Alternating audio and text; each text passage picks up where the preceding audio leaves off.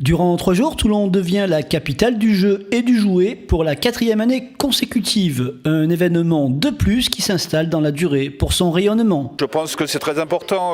C'est vrai que personnellement j'ai organisé Bacchus, qui est la fête du vin, et on retrouve à peu près les mêmes valeurs de convivialité entre les familles qui viennent passer un bon moment.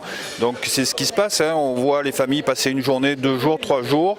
Et puis c'est des niches où on a des gens qui sont passionnés et qui sont capables de venir de loin à Toulon pour venir pour le Palais du Jeu et du Jouet, et c'est ce qu'on veut développer dans le cadre du tourisme.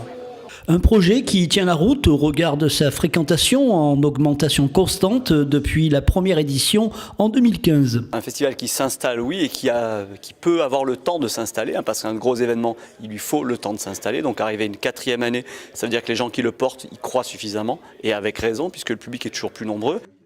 3 jours de jeu pour tous les goûts et tous les âges, des centaines d'animations, de tournois un peu partout dans la ville. Toute la ville joue, hein, et pas uniquement les joueurs qui viennent au Palais Neptune ou au gymnase du Port-Marchand. Donc déjà, pendant les 3 jours du festival, avec des animations en extérieur, hein, dans le centre-ville, au Mourion, Porte d'Italie et au Pont du Las.